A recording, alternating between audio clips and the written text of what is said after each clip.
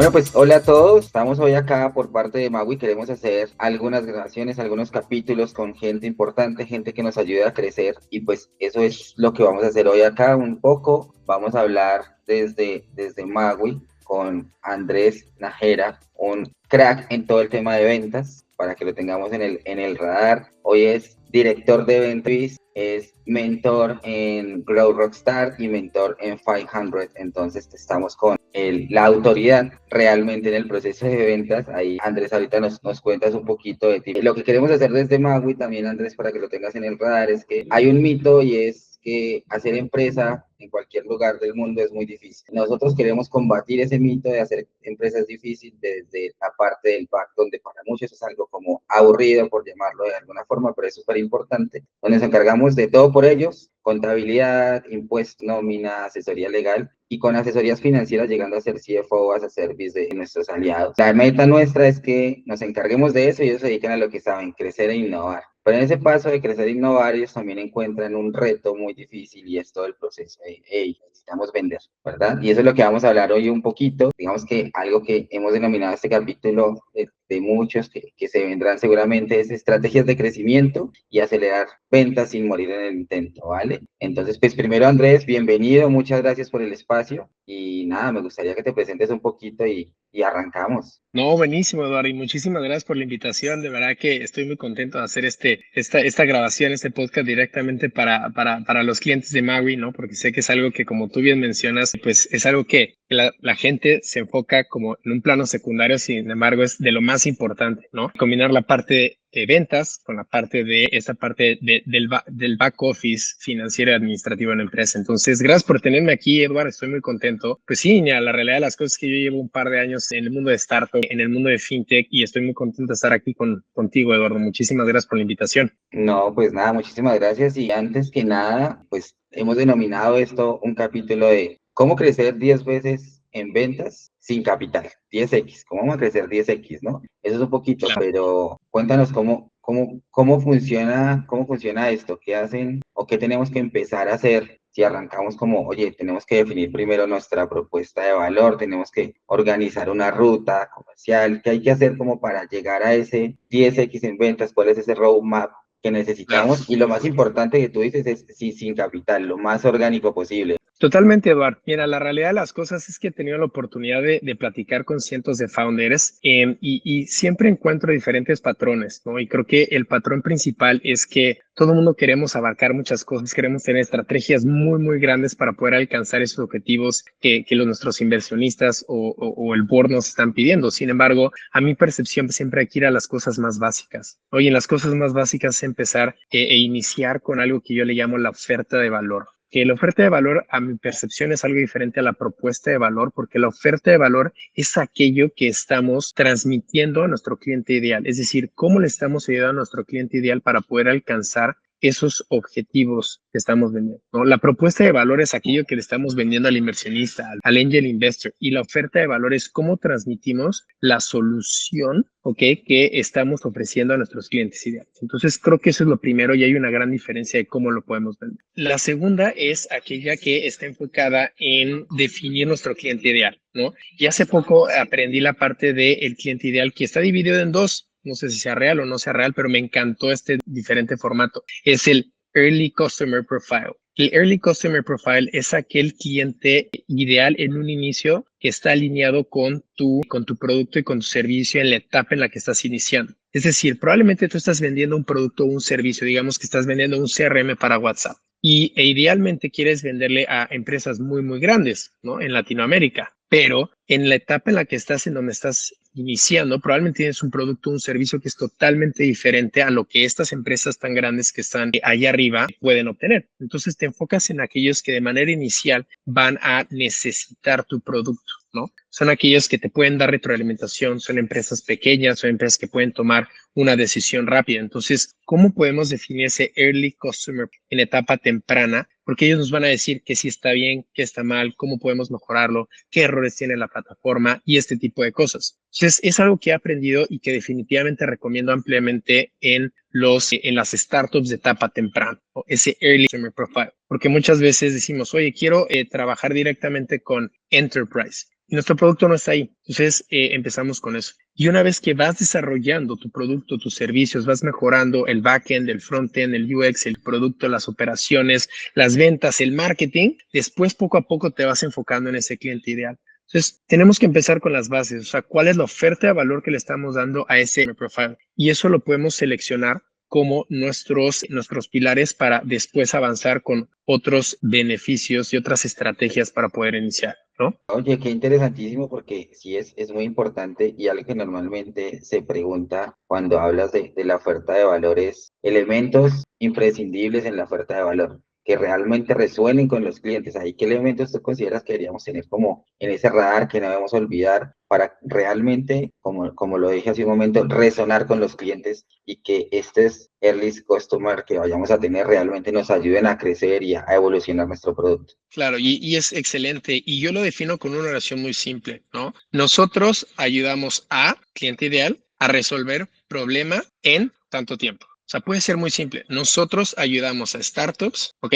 A mejorar su back office administrativo y financiero en 6 meses. Es muy Wow, simple. Es súper. Y muy, le muy va al simple. grano y le das un tiempo que creo que el tiempo es súper, súper importante. Y aquí llevas a una métrica y te digo, llego acá en este tiempo y acá es como lo vamos a llegar y ya lo tienes. Y yéndome un poco a ese detrás, ¿qué errores has visto cuando las startups empiezan a definir su oferta de valor? ¿Qué errores dices tú, oye, normalmente ven esto, hacen esto, tratemos de no hacerlo? Claro, es una excelente pregunta, Eduardo, porque creo que el patrón más recurrente es esto, que no tienen ni siquiera definido su oferta de valor y no saben a quién, a qué cliente, a qué prospecto es el ideal con el que quieren trabajar. Eso es el error principal que he visto a mi percepción. El segundo es que siempre quieren, oye, ¿cómo escalo? ¿Cómo automatizo? ¿Cómo hago este tipo de cosas? Digo, me parece excelente que estés pensando en escalar, pero vamos a los básicos, ¿ok? Otro de los pilares que yo considero es back to basics. Es algo tan simple como un término que yo aprendí que se llama Revenue Generating Activities. Y ahorita lo vamos a hacer un poquito más adelante, pero son tres cosas principales. La primera es generar prospectos o leads. La segunda es moverlos dentro del funnel, ¿ok? Y el tercero es cerrar o ganar esos deals, ¿ok? Entonces, muchos de los founders me dicen, oye, ¿cómo escalo? ¿Cómo escalo? Le digo, ok, vamos a hacerte una pregunta muy simple.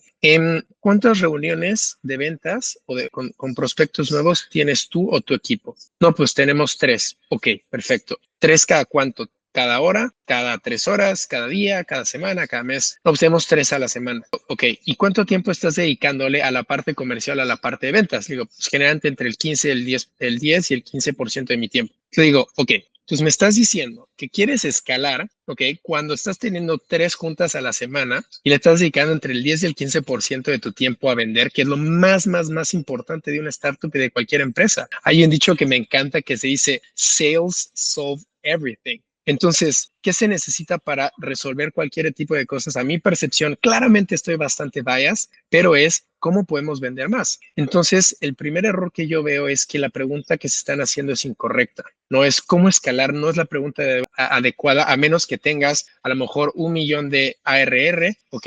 Y que tengas 5,000 clientes. Probablemente es eso, porque son tickets muy pequeñitos. ¿Cómo automatizas, cómo eficientizas el proceso comercial? Y eso es muy importante. Y la otra que considero que es back to basics. O sea, nuevamente lo repito, es basics. Hay que hacer cosas muy simples que no sean escalables. Y eso no lo digo yo, lo dice el fundador de Airbnb, que dice, haz las cosas que no son escalables, aquellas cosas que no son sexys, pero que definitivamente mueven la aguja para poder incrementar ese revenue, ¿no? Oye, interesantísimo lo que estás tocando acá y también es algo que nosotros recomendamos mucho, sobre todo cuando trabajamos en asesorías financieras o CFO, una de las primeras cosas que nos dicen, oye, necesitamos reducir costos. Y yo te digo, vale, es una buena estrategia, pero tu reducción de costos tiene un piso, hasta ahí llegas, punto. Claro. Enfoquémonos en aumentar revenue, en aumentar ingresos, porque esto no tiene techo. Si lo hacemos bien, vamos para allá y acá es donde tenemos que organizarlo. Y lo que tú dices, generar la oferta de valor desde el comienzo es súper, súper importante. Y aquí es algo que alguna vez pregunté y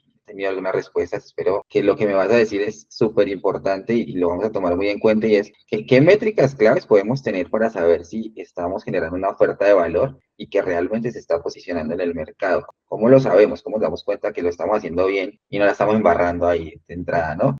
Creo que es una excelente pregunta y la realidad de las cosas, Eduard, es que creo que depende de a qué persona le preguntes, ¿no? Hay expertos, ¿no? Con mucha mayor experiencia que yo que hablan del product market fit, ¿no? Que es cuánta gente te está usando y recurrentemente usando y además creciendo orgánicamente, ¿no? Ese es el término más común que está utilizando. A mi percepción, o sea, creo que va de dos factores, ¿no? El primero es, hay gente que le está solucionando un verdadero problema a una persona o un cliente? Esa es la primera pregunta que yo siempre me hago, ¿no? Porque he platicado con muchos founders que tienen una idea muy, muy buena y les digo, oye, ¿y con cuántos posibles prospectos o clientes has hablado? Le digo, pues con ninguno. ¿Y cómo sabes que es un problema que está siendo recurrente? Entonces, creo que esa es la primera y es muy básico en el mundo de startups. Y la segunda que yo considero que es aún más importante es no solamente quién estaría dispuesto a pagar, sino quién ya está pagando por tu servicio. Porque es muy fácil hablar con 20 personas y, oye, ¿te gustaría tener este servicio para eficientar este proceso? Sí, claro que sí, me gustaría y se lo das gratis. Y creo que aquí actualmente el mundo de startup está cayendo mucho en donde te doy una prueba, ¿no? Un free trial. Le das un free trial por 2 o 3 meses y probablemente nunca lo vas a convertir en revenue. ¿Por qué? Porque no le estás dando las herramientas o no le estás dando el proceso para asegurar la conversión a que sea un revenue, ¿ok? Entonces, dicho eso, creo que es asegurarte que alguien te esté pagando. Si tienes a una persona que te esté pagando por tu producto o tu servicio, ok, perfecto. Y esa persona o empresa que te está pagando por tu servicio, pedirle toda la retroalimentación posible en las primeras etapas, ¿ok? Porque estás experimentando con este cliente para cómo puedes mejorar y cómo lo puedes llevar a diferentes clientes. Entonces, para mí lo más importante es asegurarte que alguien te está pagando un producto y que esa persona te confirme y te reconfirme que le estás resolviendo un problema. Y el tercer punto que creo que es en donde le estás dando al clavo es cuando esa persona te está refiriendo. Ok, cuando esa persona le resolviste un problema y te pagó por el producto o por tu servicio y esa persona hace el siguiente paso en donde te recomienda con sus colegas, con su network, con sus cámaras de comercio o algo por el estilo, ahí es en donde podemos empezar a ver lo que mucha gente le llama atracción o crecimiento orgánico. Ahora, el Oh, crecimiento orgánico es bien interesante porque mucha gente cree que va de la nada, a menos que seas product-led growth y que seas un experto en producto, que a mi percepción pocos productos B2B al inicio crecen de esa manera. Entonces, cuando tú tienes esa parte es cómo empujas de manera correcta, de manera simple y de manera natural el hecho de que esta persona o este cliente te promueva. Y ahí es en donde se viene uno de los segundos verticales en los que yo trabajo mucho, que son los referidos. ¿No, Evan? no, segurísimo, que ahorita también te robaré un espacio para hablar de referidos que es súper importante. Y nos estás dando tres temas importantes a tener en cuenta y que al final te va a pedir un resumen sea rápido para que lo tengamos en el radar. Pero Claro. también hablaste hace poco de Revenue Generating Activities, ¿verdad? Ahí explícanos qué es esto un poquito, cómo se digiere y cómo avanzamos esta parte que me causó mucha curiosidad este concepto que estás tocando acá. Perfecto, claro que sí. Pues mira, de acuerdo a Salesforce, ok, la mayor cantidad de los ejecutivos de cuenta están solamente entre el 20 y el 25% de su tiempo enfocados a vender. Imagínate, el 80 o el 75% del tiempo de un vendedor no está vendiendo, que está haciendo otras cosas que no están generando ventas, ¿ok? Y aquí es en donde se vuelve interesante. Los Revenue Generating Activities son tres cosas nuevamente. La primera es generar prospectos o pipeline. La segunda es mover esos prospectos o deals dentro del pipeline. Y la tercera es cerrar a los clientes, ¿ok? Ahora, la primera parte es generación de top of the funnel, es decir, cómo obtienes la mayor cantidad de clientes en el menor tiempo posible. Y eso puede ser de diferentes maneras. Puede ser con referidos, puede ser con outbound, puede ser download, puede ser orgánico, ¿ok? Puede ser por ads, puede ser por SEM, puede ser por SEO, ¿ok? Entonces, esa es la primera parte, la generación del tráfico en el top of the funnel. Ahora, es la primera. La segunda es cómo mueves esos prospectos o esos leads que están dentro de tu funnel. ¿Okay? Y esto se vuelve con algo muy simple que vamos a entrar al tercer concepto, que es optimización comercial, ¿ok? Es algo, suena muy fancy, pero es bastante simple. Es cómo paso una venta de una etapa A a una etapa B, de una etapa B a una etapa C, de una etapa C a una etapa D. Es decir, cómo los muevo en las diferentes etapas. Te voy a dar un ejemplo. Imagínate que tú estás con un cliente, ¿no? Y primero quieres hacer un discovery call. Un discovery call es para entender realmente si tus servicios o soluciones están resolviendo su problema y si es un lead calificado. El segundo es un demo, es decir, cómo le promueves o cómo le compartes tu producto o tu servicio de acuerdo a las necesidades. El tercero puede ser una reunión de negociación. El cuarto puede ser una junta para revisar con el equipo de legal. Y el quinto, revisar el precio. ¿Okay? Son 5 etapas. ¿Cómo te aseguras de que la mayor cantidad de prospectos pasen de la etapa 1 a la etapa 2, de la etapa 2 a la etapa 3 y así sucesivamente? Porque imagínate, si tú incrementas la conversión en cada una de estas etapas, el resultado final, que es el tercer punto, el close rate o el close won o cerrar los deals incrementa. Te voy a poner un poquito de números. Digamos que llegan 100 clientes, ¿ok?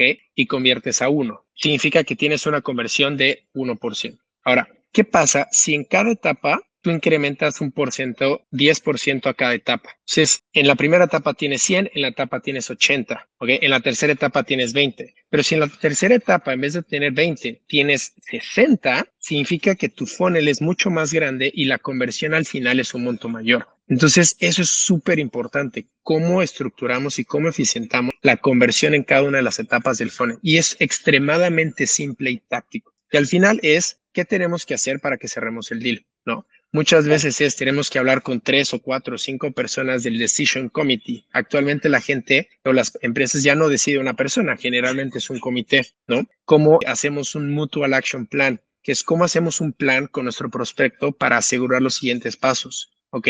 ¿Cómo aseguramos que la junta de reunión esté en los decision makers para acelerar el proceso de decisión? ¿No? Entonces, son cosas muy simples y muy tácticas en donde se puede ir estructurando dentro de un playbook. Entonces, es así más o menos cómo funciona, Eduardo. Ok, no, excelentísimo porque una de las estadísticas que acabas de dar es impresionante. 80% del tiempo del equipo hace cualquier cosa menos vender. Que seguro eso hay que ajustar. Ahí de pronto no sé si nos puedas compartir algún ejemplo de alguna startup que empezó a trabajar en esto y cómo les fue, qué hicieron un poquito, no digas nombres si no quieres, pero y cuál fue el resultado, qué errores ves cuando uno quiere implementar este tipo de cosas, que uno diga, oye, no hagas esto, ve por este lado, y el ejemplo fue acá. Es una buena pregunta, Eduardo. Fíjate que en esta parte de las mentorías disfruto mucho porque no se trata del mentor, se trata del mentee. Y cuando tú tienes un buen mentee que realmente va a ejecutar aquellas experiencias que le comparte, funciona. Entonces, platiqué con este founder, este CEO de una startup, y es una empresa que tiene cientos de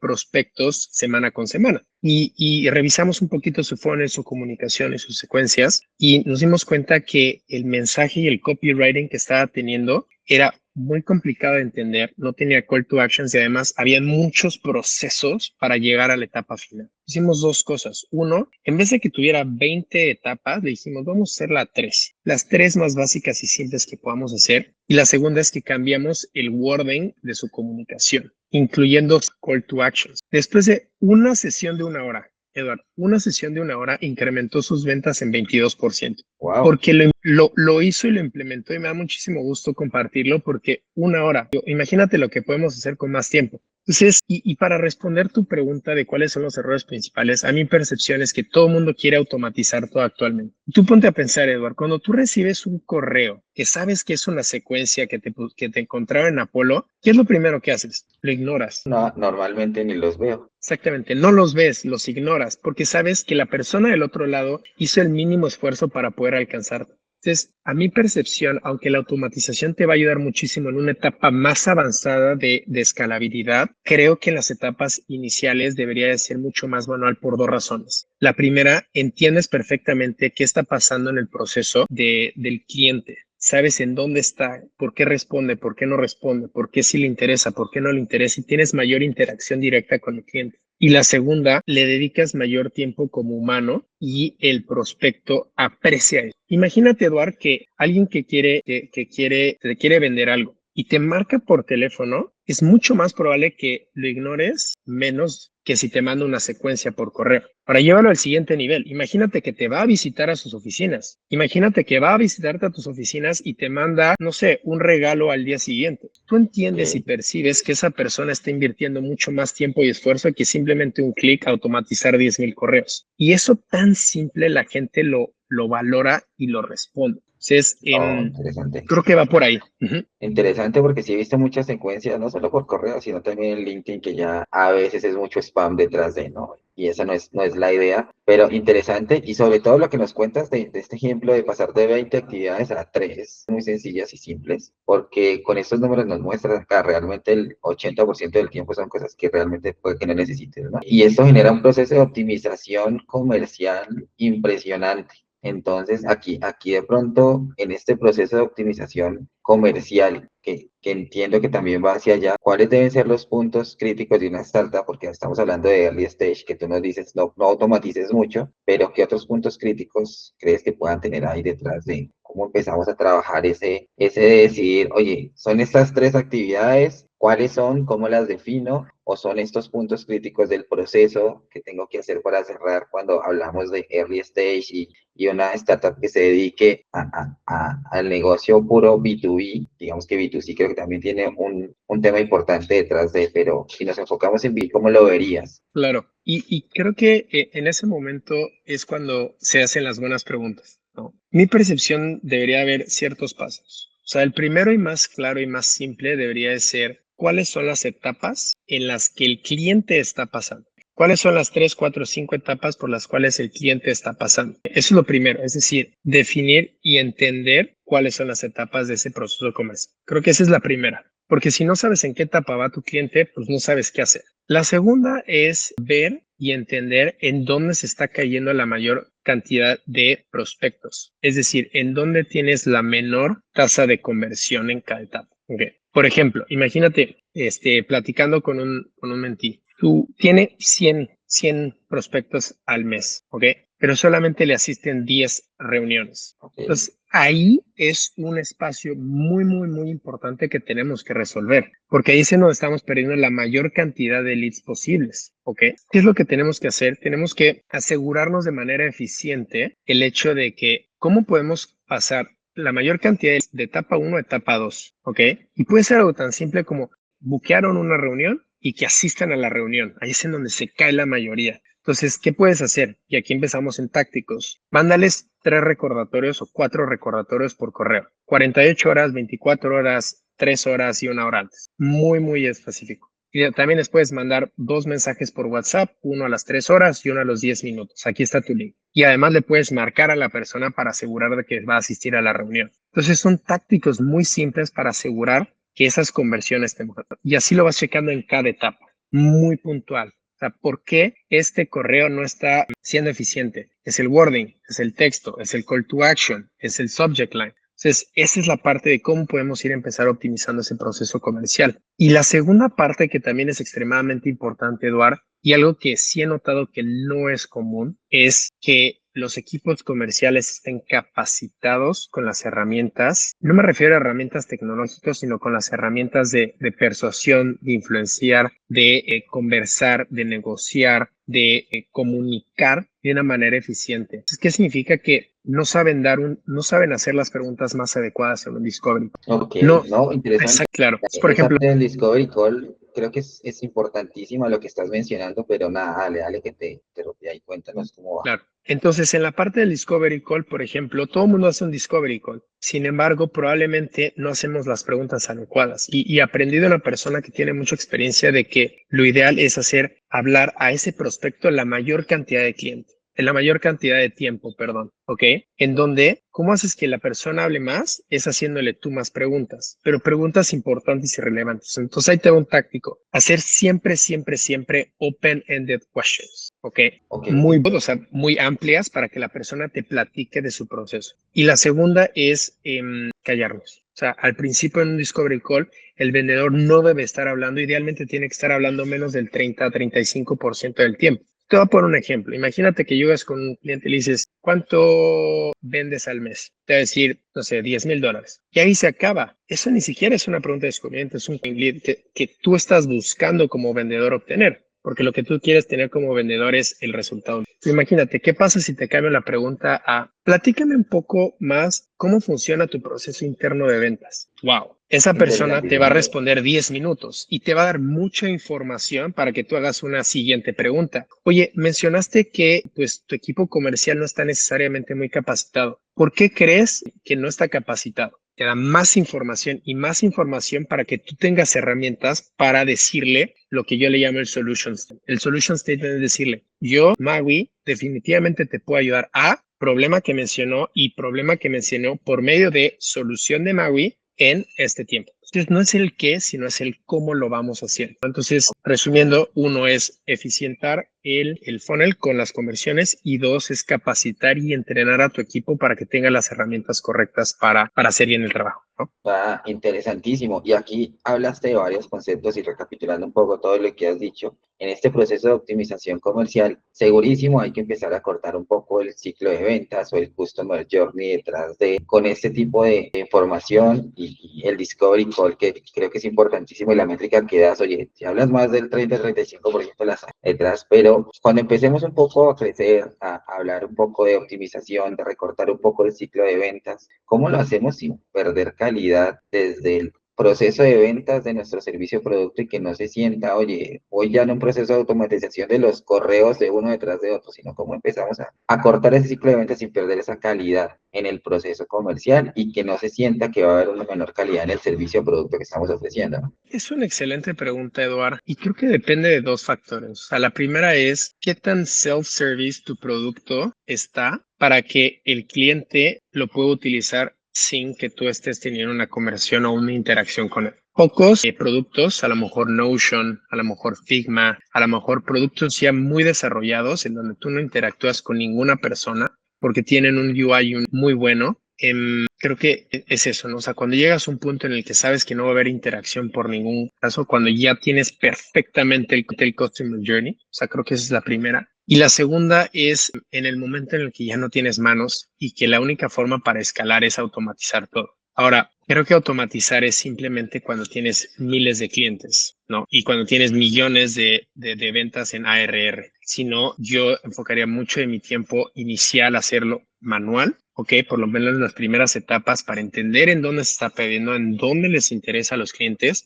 porque podemos obtener mucha información cualitativa. Y ya de ahí empezar con cambios pequeños, ¿no? O sea, a ver, vamos a cambiar el onboarding. ¿Qué del onboarding? ¿Ok? Va a ser qualifying questions, va a ser el proceso de registro. Ok. Ahí va. Entonces, en la parte del cambiar cosas muy pequeñitas dentro de tu proceso, porque si quieres cambiar todo de un golpe, se va a ver reflejado en la parte más importante que es ventas, ¿no? Entonces, hay que enfocarse en cambios pequeñitos en cada etapa. Aquí que hablas de cambios pequeños, hay algo que alguna vez conversamos los dos, que me gustaría traerlo acá a colación, que muchos no le ponen mucho cuidado detrás de. Y en este proceso de automatización hay algo que es el costo de la inacción, ¿verdad? Es una excelente pregunta, Eduard. En cuanto al costo de inacción, o sea, creo que viene en diferentes ámbitos, ¿no? En economía se le llama el costo de oportunidad. Entonces, en la parte comercial, el costo de inacción en el que yo me enfoco, en el que me refiero, va transmitido directamente a mi cliente. Es decir, ¿qué le está costando a a mi prospecto, a mi lead, por no tener mi producto o mi servicio? Eso es una maravilla, ¿ok? Y por ejemplo, en el ejemplo de Maui voy a hacer cosas. El hecho de no tener a un CFO as a service, ¿no? Un back office, el costo de inacción de no tener este servicio puede ser que en el futuro va a haber problemas de cash flow, ¿no? En el Ok. futuro va a haber problemas de budget. En el futuro va a haber problemas legales. En el futuro va a haber problemas, pues, laborales. Entonces, cuando tú le transmites a ese prospecto que tu servicio, por no tener tu servicio, le va a costar fees, errores laborales, legales, contractuales, y que eso le puede llegar a sumar mucho y se lo exponencias, es decir, todo esto si no lo resuelves, probablemente te va a costar algo muy elevado. Ese costo de inacción, cuando lo transmites a tu prospecto, ayuda muchísimo y siempre se hace de una manera muy simple, pero muy inteligente para que ese prospecto vea el valor de tu producto, ¿no? Ah, suena interesantísimo porque sí es importante que el cliente entienda qué está dejando de tener o de obtener si no está contigo detrás de, ¿sí? Que realmente tú sepas que le puedes solucionar el problema, no es vender humo y después no hacer nada, que es algo que también he Correcto. visto en algunas compañías que hacen y que no es la idea. Y ese proceso es súper importante. Ahora me quiero cambiar un poquito de tema y tú nos hablaste hace un poco de crecimiento. Vamos a crecer 10x, vamos a trabajar con referidos, un proceso orgánico que no nos cueste mucho. ¿Cómo empezamos a hacer esa parte? ¿Qué es nuestros primeros pasos, tácticas? Y aquí sí, todo lo que nos quieras decir. Claro, me parece excelente. Es muy simple, pero no digo que sea fácil, ¿ok? Las únicas tres formas de vender más son muy simples. Uno es tener más clientes, dos es incrementar el ticket promedio y tres es incrementar la recurrencia de compra. Muy simple. No hay más maneras de incrementar las ventas, ¿ok? Así de simple. Y el problema es que la gente no lo sabe, ¿ok? O lo sabe de una manera secundaria. Entonces, si tú haces una calculadora, ¿ok? Digamos que tienes 100 clientes, ¿no? Que pagan $100, que pagan una vez al año, ¿ok? Si tú incrementas en 10 o 15 o 20% el primero y luego incrementas 10, 15 o 20% el segundo, e incrementas 2 o 3 veces la recurrencia, este se hace exponencial. Entonces, si tú incrementas 10% más clientes y les incrementas en 10% el ticket promedio y les incrementas el 10% la recurrencia de compra, si no va, no es el 30% de incremento, es el 33% de incremento. No estoy seguro de las matemáticas, pero es algo así, es exponencial, ¿ok? No, sí, Entonces, matemática pura. Esto no suma, sino que multiplica. Eso es diferente. exacto. Y tú eres el experto ahí, Eduardo. Entonces, y eso es 10%. Imagínate que lo haces 30% al primero, 30% al segundo y 30% al tercero. Así de simple. No digo que sea fácil, pero probablemente ese 30 por 30 por 30 ya no es sino es exponencial. Entonces, ahí es en donde podemos ver un crecimiento de 2, 3, 4, 5, 6, 8 o 10x. Entonces, para ir resumiendo, la primera es enfocarse en los básicos, que es la oferta de valor, ¿ok?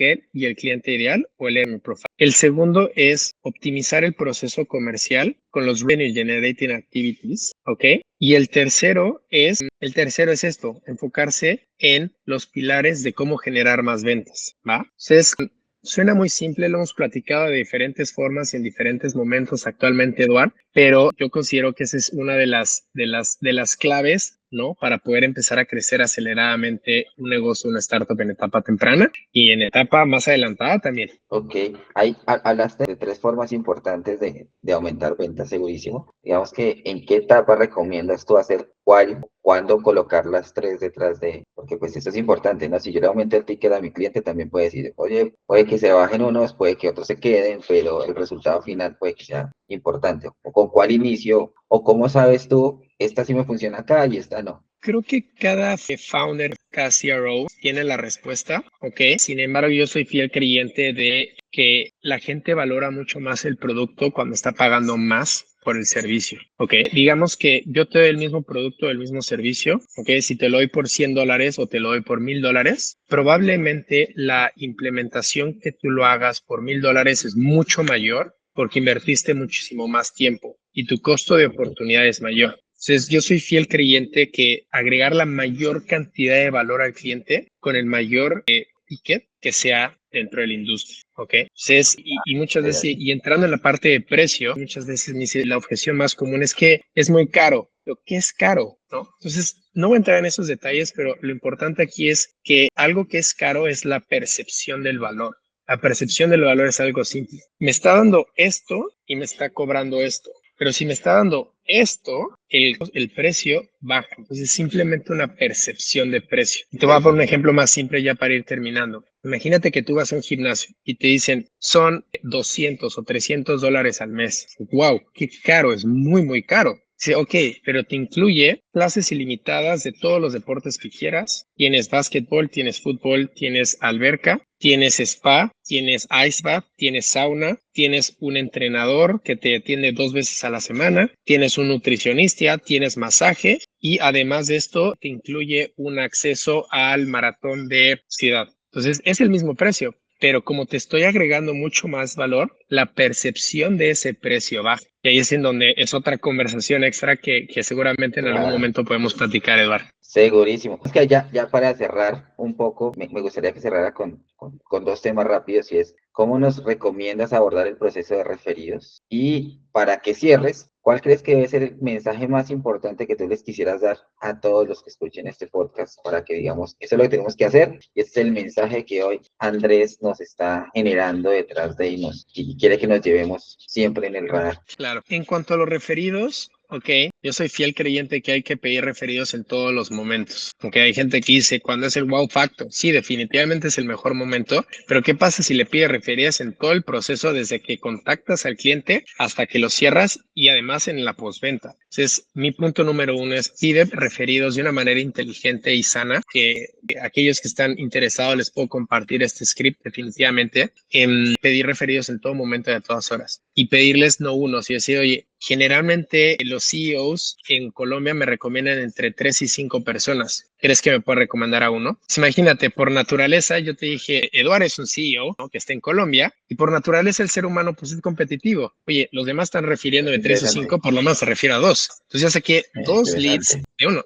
y se vuelve una bola, ¿no? Porque a esos 2 le pides otros 2. Entonces, eso a mí me encanta. O sea, los referidos, además la conversión es más rápida y no te cuesta. El CAC de cero, él es infinito. Yo no pago por leads, no creo que sea la mejor forma. Si tienes un producto, un servicio, una atención correcta, será por sí solo. Interesantísimo. Perfecto, Dar. Y ya para terminar con tu última pregunta, creo que aquello que quiero que se lleven a casa es, uno, el enfoque en Revenue Generating Activities, que son incrementar el funnel, mover el lead en el funnel y cerrar el funnel. Número dos, ok, es entrenamiento básico de ese equipo comercial, súper importante porque no es el que vendes, sino cómo lo vendes. Y el tercero son los 3 pilares básicos para poder incrementar ventas, que es uno, incrementar clientes, dos, es incrementar el ticket promedio y tres, es incrementar la frecuencia. Entonces, con estos últimos segunditos, resumimos toda esta increíble conversación que hemos tenido, Eduard,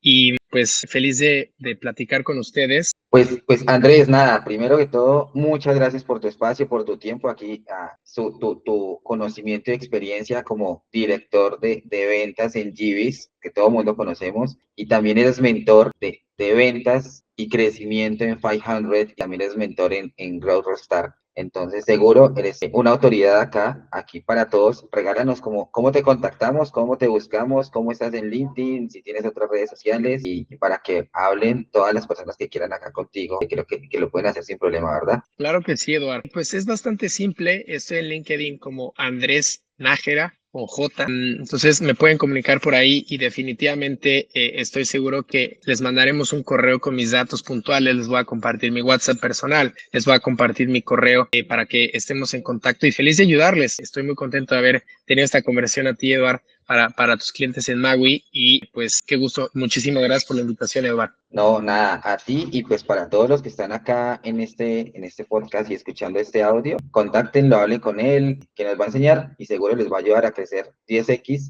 sin capital de la manera más orgánica posible. Entonces, muchas gracias a todos y Andrés, nos vemos seguro en el siguiente episodio de esto. Claro que sí, Eduardo. Hasta luego.